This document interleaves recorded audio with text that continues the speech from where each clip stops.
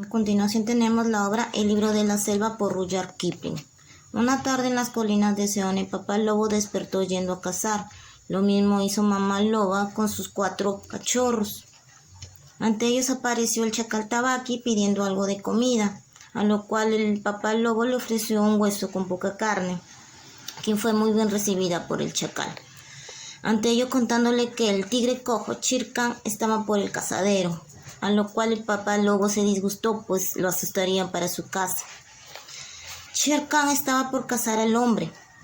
Entre ellos se escuchó a lo lejos aullidos y un chamusqueo que parecía el tigre por los matorrales. Este había caído cerca de la hoguera de los campesinos, haciéndose daño.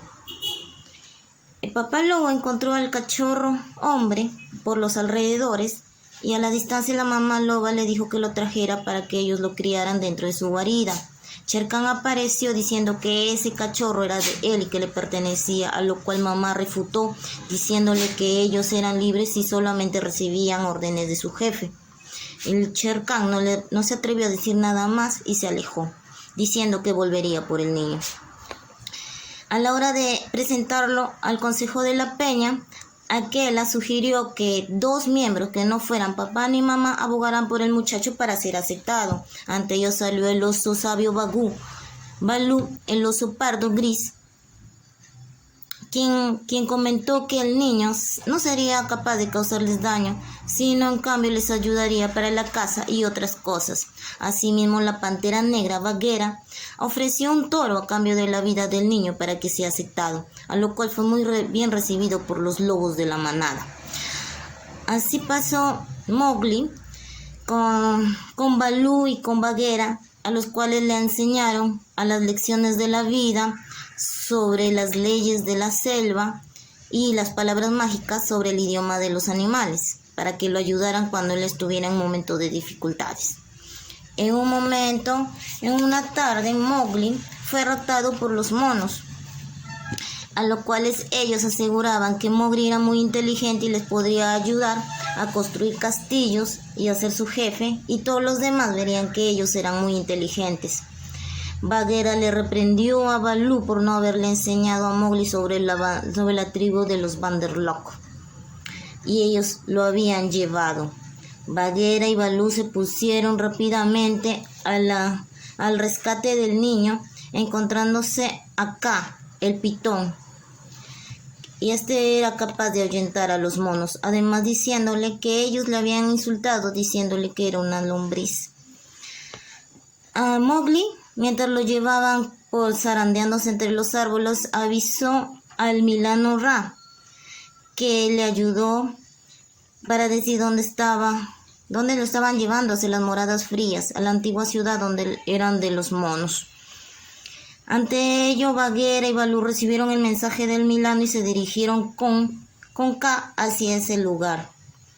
Bagheera y Balú lucharon fuertemente con estos monos, pues lo tenían preso a Mowgli dentro de una guarida donde no podía salir. Ante esta pérdida ya de la lucha, Balú y Bagheera ya sentían en cansancio. Entre ellos apareció Kaa, la pitón, que las aterrorizó a los monos porque ella le tenía mucho miedo. Kaa las hipnotizó diciéndoles que los va a hacer la danza del hambre. Así que los monos solamente tenían que hacer lo que ella les dijera. Balú y Bagheera también le agradecieron al rescatar al muchacho, pero también quedaron hipnotizados hasta esta danza. Pero Mowgli no, a lo cual Mowgli les agarró del hombro y le dijeron que se fueran.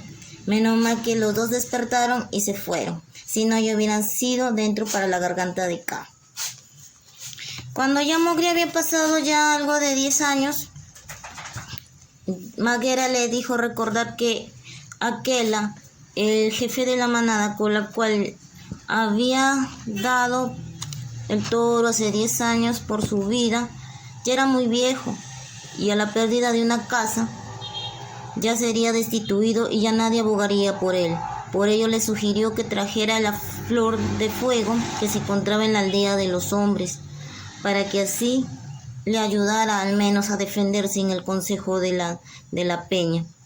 Asimismo lo hizo Mowgli, se dirigió a la aldea de los hombres, consiguió esta flor de fuego y se dirigió al consejo de la peña, pues ya aquel había perdido la cacería ante un gamo y Shere Khan estaba al acecho, pidiendo para sí que lo entregaran al cachorro.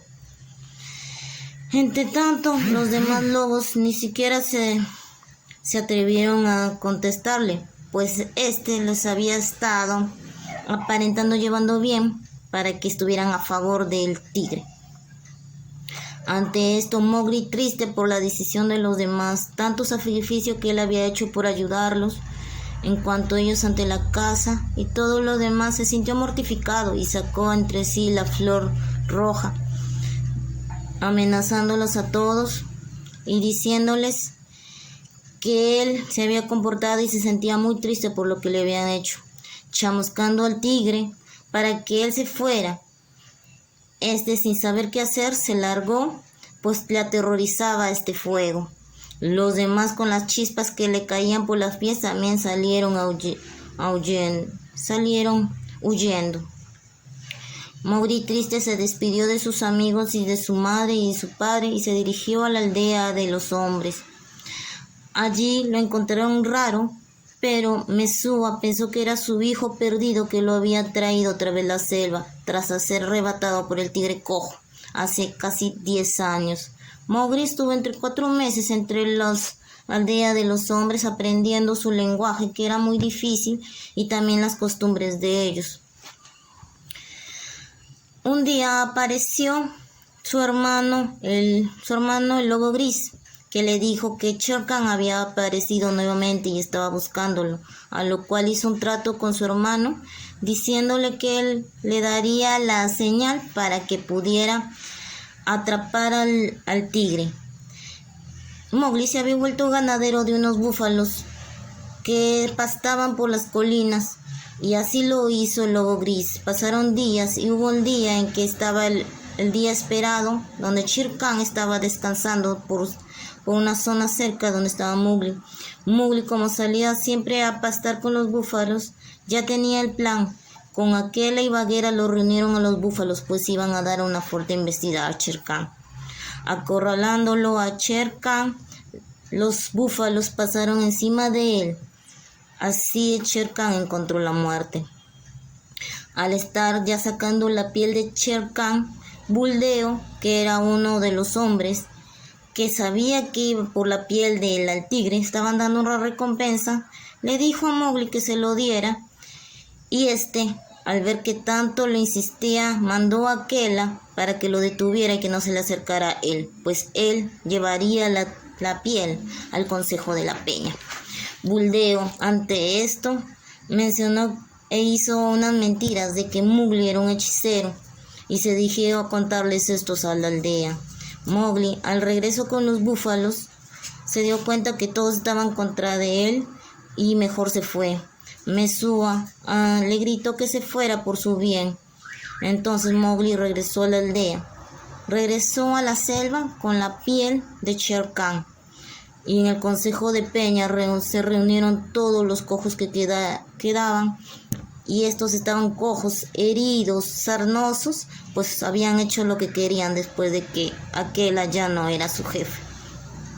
Mowgli tornó diciéndole que Akela era libre y que él estaba ahí para demostrar que el disque cazador había sido cazado. Así todos regresaron a Akela para que él fuera su jefe y que volviera a demostrarle la ley para así no ser más hostigados y maltratados. Mowgli se volvió solo para la casa junto con sus hermanos. Más adelante también se casó y ahí termina la historia. A continuación tenemos la historia del Rikki Tikki Tavi. Rikki Tavi era una mangosta de pelo y cola parecidos a las de un gato, pero con cabeza y costumbres de una comadreja. Un día de verano, en la crecida de las aguas, la arrancó de su madriguera donde vivía con sus padres y se la llevó. Ella luchó, pero fue arrastrada y perdió el conocimiento. Fue encontrada por un niño inglés y su padre, el cual el niño pensó que ella estaba muerta y quería enterrarla. Pero el padre le dijo que no estaba muerta, y se la llevaron a su casa. La abrigaron. Entre tanto, Ricky despertó y estornudó. El padre del niño le dijo que no la asustara, pues éstas se movían al primer instante. Pues su ley de la mangosta es: corramos a ver qué es. Ricky corrió por toda la casa, por la mesa, echó un vistazo al algodón en rama y vio que no era muy buena para hacer comida. Y de un salto se plantó al hombre de Teddy, que así se llamaba el niño. No que le husmeó la oreja, el cuello y el cogote. Luego bajó y se sentó en el suelo flotando su nariz. Se pasó todo el día curioseando por la casa y al caer la noche se metió al cuarto de Teddy y se encaramó en su cama. La madre tenía mucho miedo de que lo vaya a morder, pero fue tranquilizada por el padre, diciéndole que Teddy estaba muy protegido, más que un perro guardián que pudiera haber en la casa, pero no sabría si de una serpiente. Su madre se aterrorizara al solo pensar eso. Al día siguiente le dieron plátanos y un poco de huevo pasado por agua. Rikki Tikki, al término del desayuno, salió al jardín viendo que era espléndido para cazar. Oyendo unas voces lastimeras que venían del jardín, preguntó por qué eran esos quejidos, a lo cual Darcy, el pájaro sastre, y su esposa le dijeron que uno de sus pequeñines se había caído y que Nat, la cobra, se lo había comido. Nat era una cobra que apareció entre la espesa hierba, atemorizando a Ricky. Ambos tenían miedo, pues tener una mangosta en el jardín para una cobra significaba la muerte. Y como Ricky no le había enseñado a cazar cobras vivas, sino solamente había comido cobras muertas que le traían sus padres. Ante ello, detrás de él estaba Nagaira, la esposa de Nag, pero fue advertido por Darling, el pájaro, que le dijo que estaba detrás, y Ricky, de un salto, evitó el ataque de esta cobra, quedándose herida la cobra. Las dos cobras se fueron y Ricky estuvo pensando en la forma de cómo los iba a derrotar estas cobras, pues eran muy, muy despreciables para este lugar. A Rikki Tikki se le enrojecieron los ojos, señal de enojo, y se enfrentó a Kyra, que apareció en un momento, dándole muerte. El niño y el padre estaban felices por lo que había hecho Ricky. Los había salvado de la muerte. En la noche hizo su paseo nocturno, encontrando a Chuchundra, la rata almizclera, quien tenía miedo y que su prima Chua le había mencionado que Na estaba en todos lados. Ricky otra vez fue a recorrer la casa y por el baño oyó a Nag y Nagaira decir que iban a matar a los humanos. Entrando en la casa sigilosamente a esperar al hombre, pero Ricky, viendo la oportunidad, y se enojó, tuvo una rabia intolerante y atacó a Nag, viendo la oportunidad, pues este estaba en el baño, agarrándola del cuello y zamaqueándose encima sin dejarla. Ante estos ruidos el padre despertó y viendo la escena agarró un rifle y le dio un disparo a la cobra, matándola al instante. Los padres estaban muy felices por la acción de Ricky haberle salvado otra vez de la muerte.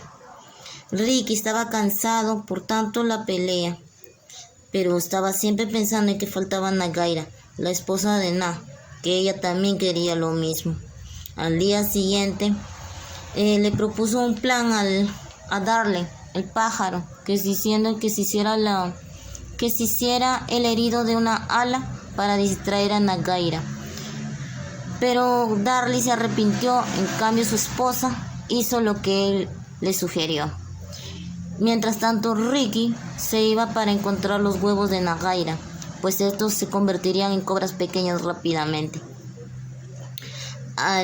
Ejecutaron el plan la esposa de Darling y se hizo la que le habían herido su ala, atrayendo así la presencia de Nagaira, quien estaba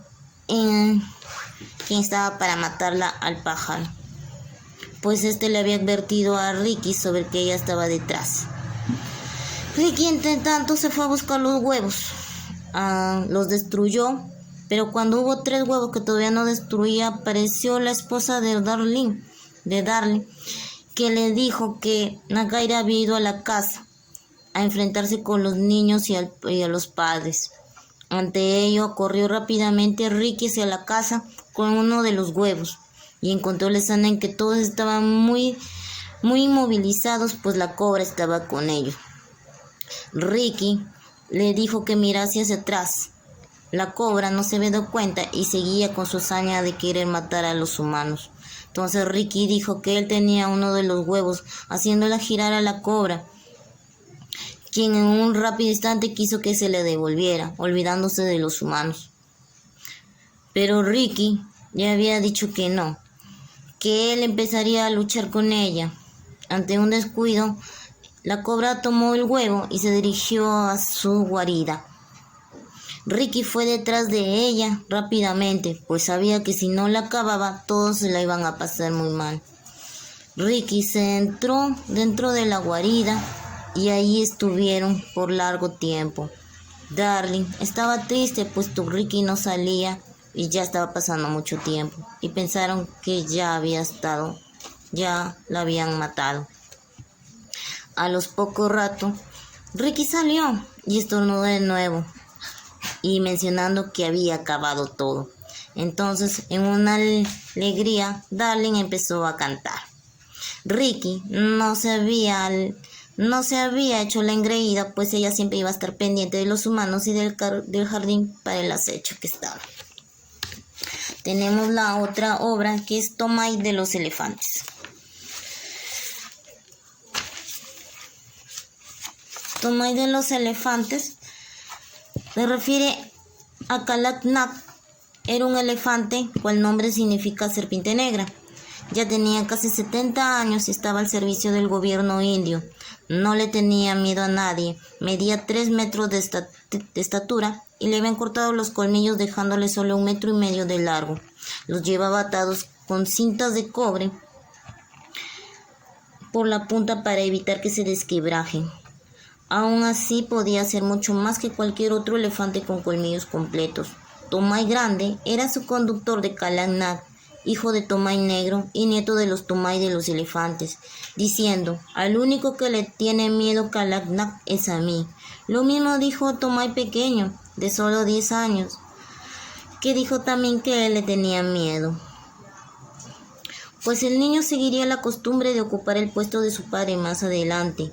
Tomai Grande solo quería adiestrar a los elefantes en los cuarteles de Campore, estar tranquilo sin la cacería, pero su hijo Tomai Pequeño prefería la vida del campamento. Una noche, Tomai Pequeño se metió entre los elefantes, le arrojó la cuerda al hombre que trataba de sujetar las patas de un elefante joven. Ante este hecho, su padre le reprendió, pues él no quería que su hijo fuera un cazador, y si se enterara, Peter Sensei, el mayor hombre blanco, el que estaba loco por cazar a todos los elefantes y que sabía muy bien cómo eran ellos, quería tomar como cazador a su pequeño hijo más adelante, y le advirtió que no se metiera en esas cosas sucias. Tomai Pequeño estaba triste por lo que le había dicho su padre y le contó sus penas a Kalak-Nak. Habían estado varios días domando elefantes para que no causaran dificultades en la marcha para llegar a la llanura. En tanto, estaba un escribiente nativo pagándoles a los conductores. Entre ellos apareció Peter Sensei montado en Pugnini, su elefante hembra, que venía de las montañas. Al acercarse Tomai Grande con su pequeño hijo, Machua Apa comentó la aventura que había tenido el niño la otra en una ocasión anterior, haciéndole saber que él había cazado al elefante y que no se le había hecho mucho problema. Ante ello, Peter Sain se quedó muy emocionado, pues este podría ser un cazador más adelante, dándole 4 anas al niño y lo felicitó por su inteligencia. También le mencionó sobre la lanza de los elefantes, que quería decir que no se metiera más en la Kedak. Su padre estaba enojado, frunciendo el ceño. Los dos se alejaron. El pequeño estaba feliz, quería hacer una fiesta dentro de él. Tomó un tambor y empezó a tocar, pues había sido elogiado por Peter Sensei. En la noche, ya para dormir y habiendo escuchado sobre la danza de los elefantes, Tomai pequeño se durmió. Al despertarse un rato, la luz lo cubría. Kalaknak seguía de pie y tenía las orejas levantadas. Hubo un alboroto con los otros elefantes. Los Mahawk corrieron a atarlos mejor.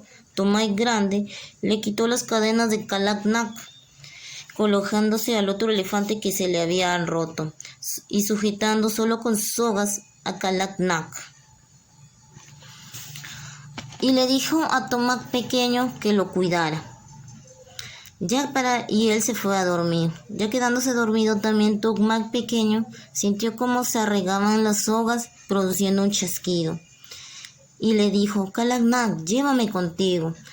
Ante ello, el elefante lo cogió de la trompa y lo subió al cuello. Se dirigieron hacia un camino donde Tomai pequeño no sabía. Iban cortando todas las enredaderas que tenían y se entraban más al bosque. Entre ellos llegaron a la colina, donde pudo avistar Tomai pequeño las copas de los árboles y de los ríos, y también la luna hermosa de esa noche. Se dirigieron al valle. Ante entonces, Kalaknak se movía rápidamente y se dirigía a ese lugar.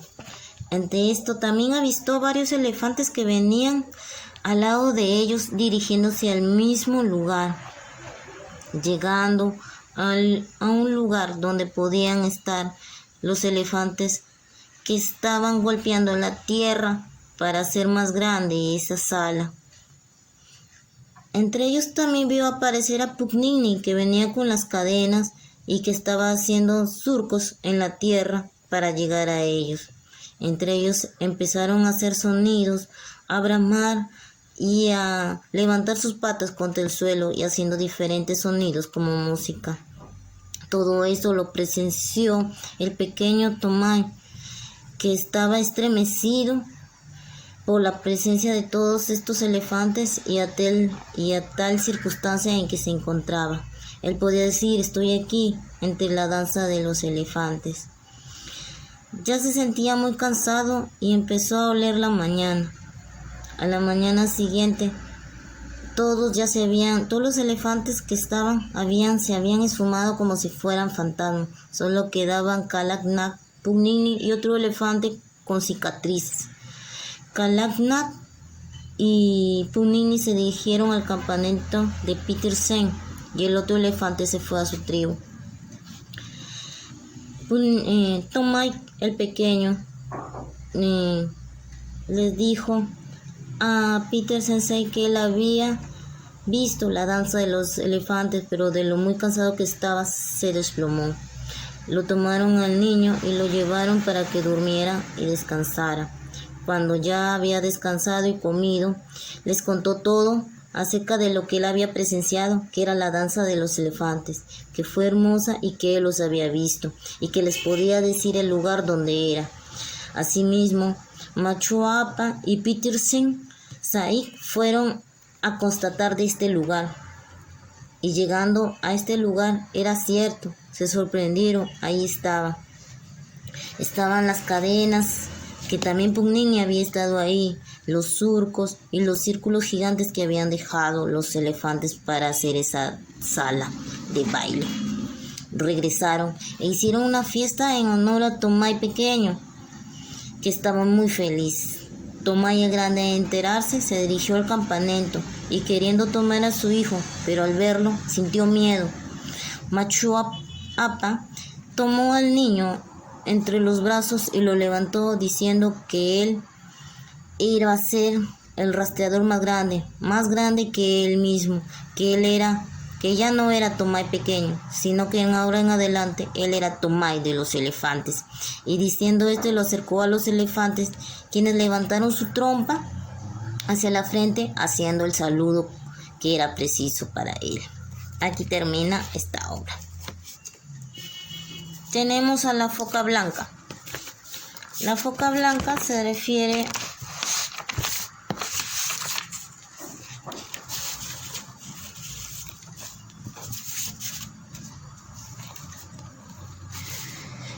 en un lugar llamado Novastón.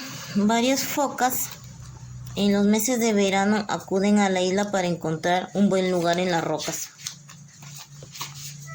Gancho de Mar lo sabía. Se pasaba un mes peleando con otras focas para encontrar un lugar junto al mar para sus crías. Mientras tanto, su esposa Macaque, las focas hembras, jamás llegaban antes para no ser despedazadas en esta lucha. Gancho de Mar se enfrentaba contra las otras y siempre ganaba, pues esta tenía 15 años. Era una aguerrida y fuerte y amenazadora foca. Y cuando vino su esposa estaba de muy mal humor, diciéndole por qué se había demorado. En este tumulto y esta confusión de luchas nació Kotick, que era una foca blanca y la cual fue muy de sorpresa para sus padres. Kotick jugaba con las otras focas bebé de su misma edad. Mata le aconsejó a Kotick que no debía meterse en aguas fondosas ni nadar en el mar muy movido, y quien le entrara arena en algún corte estaría a salvo.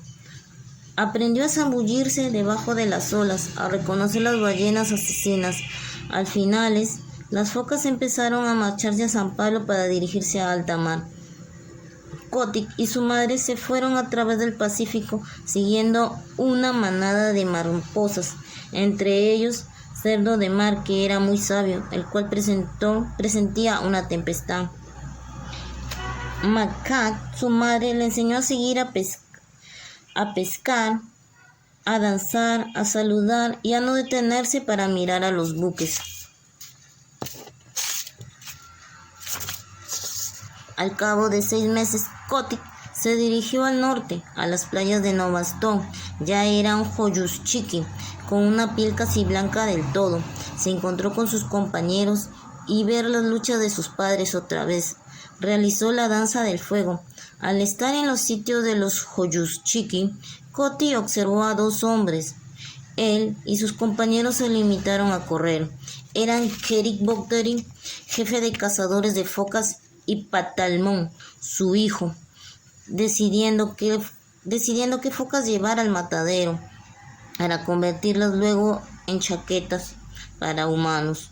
Al ver a Kotick mencionaron que era de mala suerte, pues una foca de color blanco era muy extraña entre esos lares. Kotick los siguió y se sintió aterrorizado cuando vio que los mataban y arrancaban su piel. Se preguntó si habría un lugar donde el hombre no pudiera estar y ni hacerles daño. Kotick le mencionó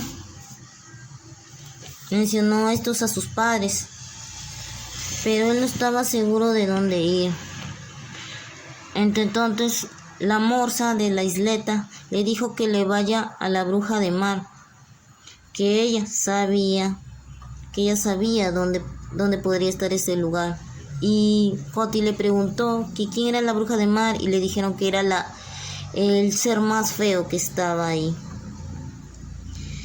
Ante esto, su padre Gancho de Mar le recomendó a Kotick que cuando tenga 5 años tendría que ser capaz de luchar por sí mismo, así que no se preocupara.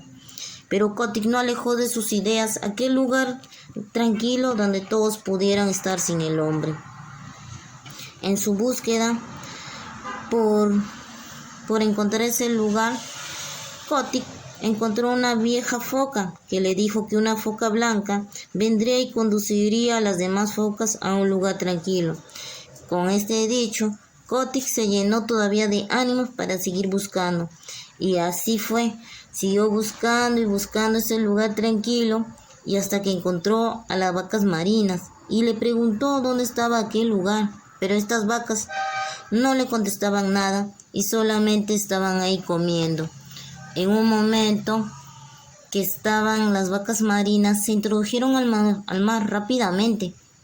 Nadaban a tal velocidad que Kotick se sorprendió y les dio un gran respeto.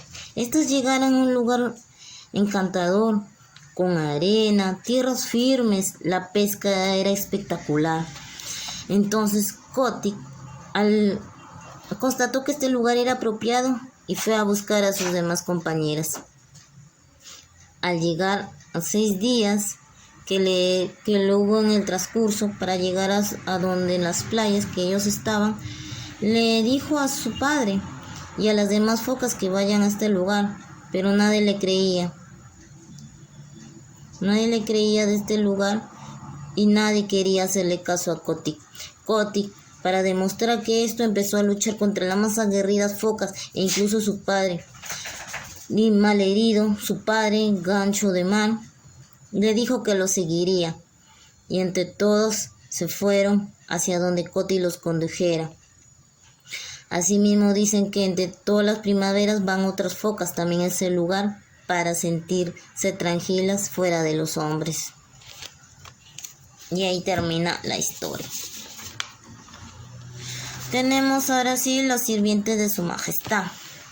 En Rawalpindi, ubicado en Pakistán, se reunieron 30.000 hombres y miles de animales a su servicio.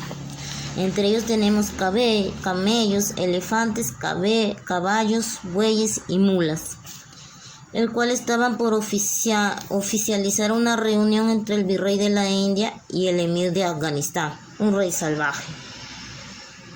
El emir había traído caballos y hombres salvajes. Cada noche un buen número de estos caballos rompían sus ataduras, causando alboroto. Otro día eran los camellos que corrían de un lado a otro.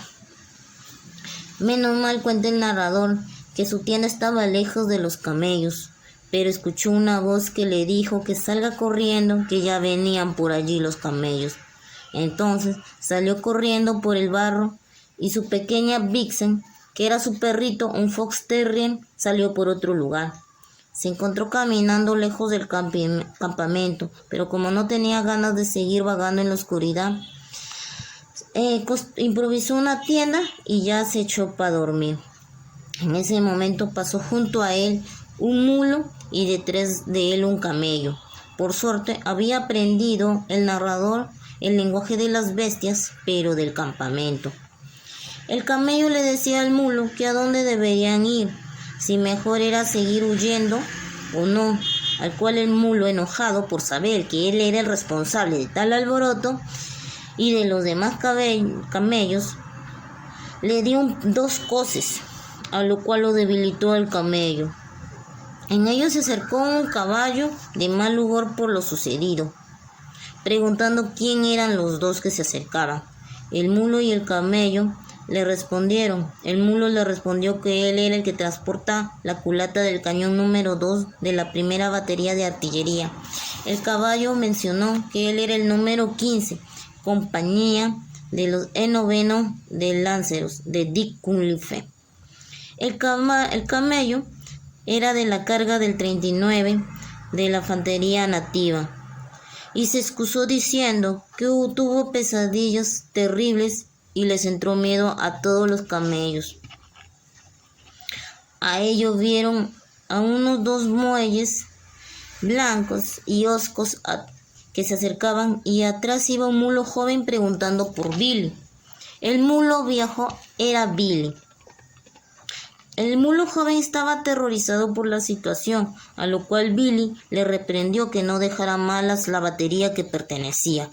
Los bueyes tumbados, pertenecientes a la 7ª junta del primer cañón de artillería pesada, salieron de su lugar para no ser pisados por los camellos y yacer tranquilos por el barro en que ellos estaban. El caballo empezaron a hablar de cómo era estar atento a la brida. El caballo les decía que obedecer al jinete era para evitar situaciones peligrosas cuando hay cuchillos a la vista. En cambio, el mulo decía que a ellos les enseñaban a retirarse y llegar al punto más alto y trepar con el peso de los cañones.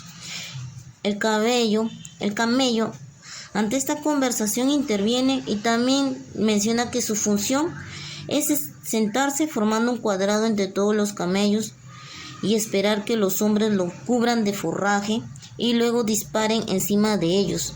El camello asegura no tener miedo y permanece quieto. A Billy le sorprende, pues son capaces de despertar a todo el campamento con solo pesadillas. Los bueyes se unen a la conversación y mencionan que ellos empujan el cañón grande cuando el elefante de 2 colas brama para dar la señal de guerra. Para ellos no es necesario correr ni escalar, solamente moverse a pastar hasta que los vuelvan a llamar. El caballo le pareció absurdo cómo los bueyes podían comer estando en guerra, pero Billy contesta que es muy natural pastar a los bueyes como trepar o dejar que un jinete los monte. El caballo ante esto se molestó porque lo hizo quedar como un tonto y mencionó al padre de Billy, el cual sabemos que es un burro. Billy se enojó y utilizó el término Blumby, que significa caballo salvaje sin educación. Esto hizo que el caballo se enojara, iniciando una discusión, pudiendo llegar a una pelea, pero en ella aparece 2 colas, el elefante que estaba amarrado a una estaca. El buey le pregunta por qué los elefantes son cobardes, porque se asustan solo con disparos del cañón. 2 colas le explica que los elefantes son capaces de ver lo que está por venir, pero no huyen como los hombres. Para él no es fácil salir corriendo por su tamaño y al ser heridos, ellos no saben curarlo. No les gusta la sangre como a los demás animales. Para hacerse más valiente, empezó a bramar. De repente aparece Big Sen, que era el perrito del narrador, y comenzó a ladrar, haciendo asustar a 2 colas. El narrador silbó y Vincent fue hacia él. Entonces la mula joven dijo: ¿por qué tenemos que luchar? A lo cual los demás respondieron: porque se les ordena el hombre, y si no se obedece, le daría muchos azotes. El caballo menciona que si hay un perro, había un hombre blanco, a lo cual Vincent afirma: los bueyes se retiran, pues el hombre blanco los puede comer y el nativo no. Entonces Billy y el mulo joven también se retiraron. En cuanto el caballo se acerca al hombre para ver si era un enemigo, pero este le da galletas para tranquilizarlo. Entonces también el caballo se retira. El hombre finge que no sabía nada sobre el lenguaje de las bestias. Al día siguiente asisten al evento, el cual el narrador escucha al jefe asiático de Afganistán decir que le gustaría que las cosas funcionaran así de bien en su reino. Cada persona normal obedece a la persona que ocupa un rango superior hasta llegar a la emperatriz. Y asimismo dijo el oficial nativo: vuestro mir, al que no obedeció, debe presentarse aquí para recibir órdenes de nuestro virrey. Y ahí termina la historia. Gracias.